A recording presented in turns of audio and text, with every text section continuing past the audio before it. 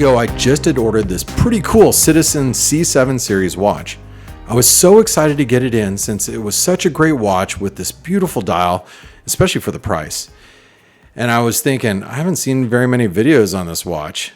And literally, of course, the day that I receive it, Jody from Just One More Watch releases the video titled The Rolex Killer. And of course, I was like, really? Of all the watch YouTubers that could possibly make a review video of this watch, it had to be Jody from Just One More Watch. And for the record, I've been watching Jody's channel for at least 5 years. I enjoy his videos thoroughly, and he's by far one of the most entertaining and informative YouTube channels reviewing watches. And most of his watches he reviews are mid-tier pieces and below. That's pretty much my wheelhouse as well as a collector. I tend to stay in the 5,000 and below range. It fits my lifestyle currently. Yeah, once the kids are out of college, who knows where my watch journey is going to actually go. Anyway, back to the Citizen that I received. I am a sucker for a beautiful dial. I work from home. I'm on Zoom calls or virtual meetings throughout the course of the day. And I never need anything super nice on my wrist, with exception of an occasional gala or wedding, things like that.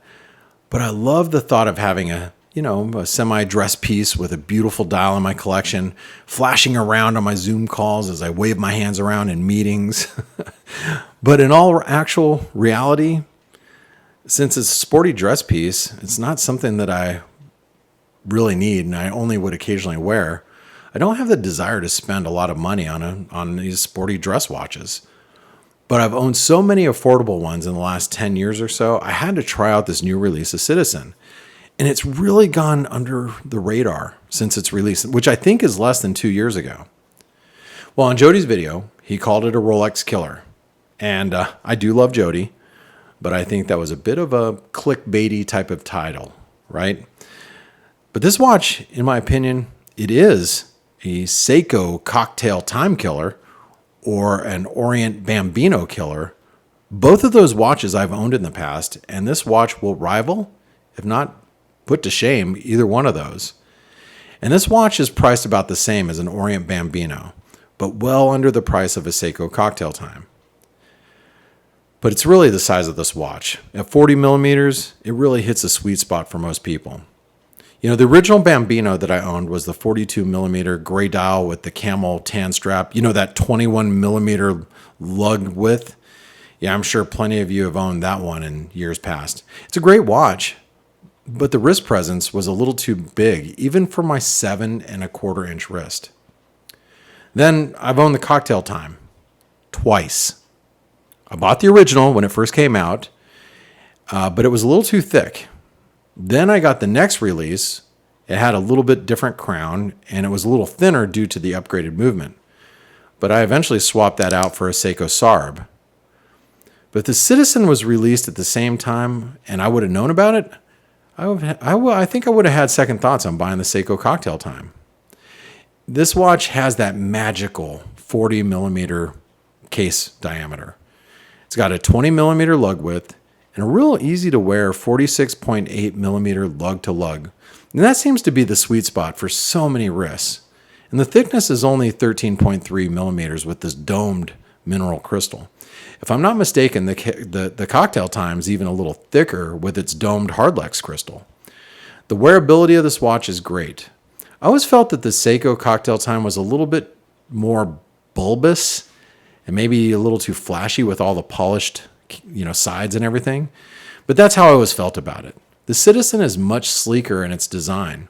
You'll notice there are some brush surfaces on the side of the case and on top of the lugs with really nice chamfering on the bezel and the case, especially at this price point. Now, speaking of this price point, there is no signed crown. So you got to keep that in mind. But there's a lot of nice details that us watch nerds, we can appreciate. What's also amazing is this dial. Now, I'm going to give the upper hand to Seiko and their Cocktail Time for their beautiful dials. That those are just simply amazing at their price point. But this Citizen is no slacker.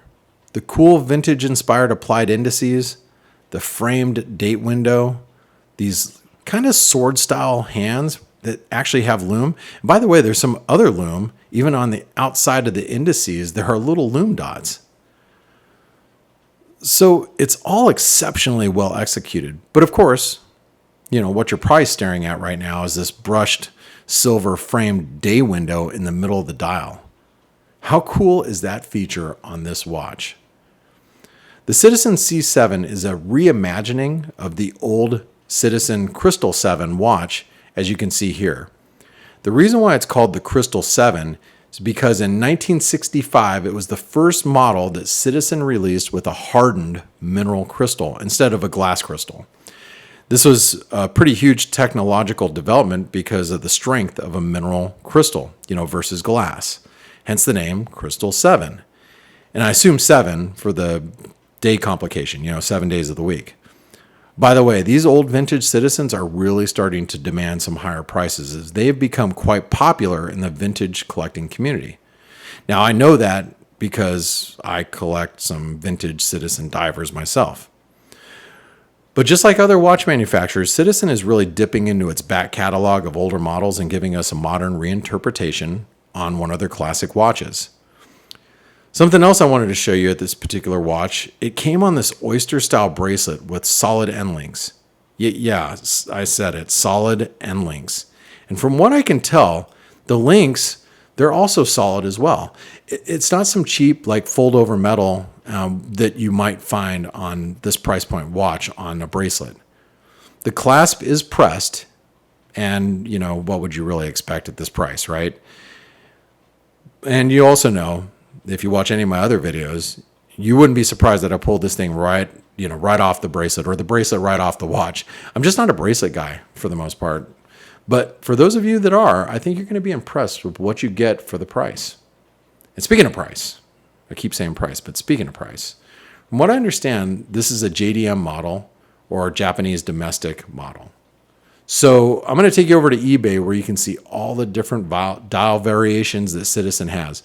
Jody, he reviewed and he had the yellow version, which is obviously really cool. But there's a black one, gray one, silver, green, white, and this magnificent sunburst blue that you see in front of you. You'll notice that most of them are priced right around $200 to $225, $230. The amount of watch that you get for this price is pretty outstanding. And I almost forgot to show you. We need to look at the back of the watch. You'll notice there is a display case back showing you the beautiful Miyota 8200 movement. Yeah, it's an ugly movement, and it's definitely nothing to write home about. But you could say the same thing for any Seiko automatic movement under $500 price point, like the XLSS, the Seiko 5 movements. They have a display case back as well. But for Citizen, I think this is one of their most dependable, inexpensive automatic movements that they make. It has a 40-hour power reserve, and it does hack and hand wind. So if you're somebody new in the hobby, or you just want to impress somebody that doesn't know much about mechanical watches, having a display case back on a sporty dress watch, it's always a nice touch. As you've seen throughout this video, I've had such a great time swapping this out with so many different straps. I know the term strap monster, it's used way too frequently in watch reviews, but I'd say the Citizen C7 could best be described as such. So bottom line, if you're looking for a beautiful, affordable, sporty dress piece and you don't want to pay the $400 or $500 price tag for the Seiko Cocktail Time, or you want something a little bit more wearable than the Orient Bambino, you should strongly consider the Citizen C7 series. I think these watches are way under the radar at this time. And look, if you made it this far, let me introduce myself. My name is Blake. I'm a bit of a watchaholic, and I'm going to assume if you've made it this far, you are one too. So if you've had any experiences with the Citizen C7, please take a moment, jump down in the comments, let us know, or let us all know what your thoughts are on this particular watch. I'm not an expert. I'm just an enthusiast. So your experiences and your thoughts, they do matter to me and the other people watching this video. And also, if you've enjoyed the video, please like and subscribe. I have some pretty cool reviews coming up of some pretty rare timepieces. So thanks again for spending your time with me. I do appreciate you. See you in the next video.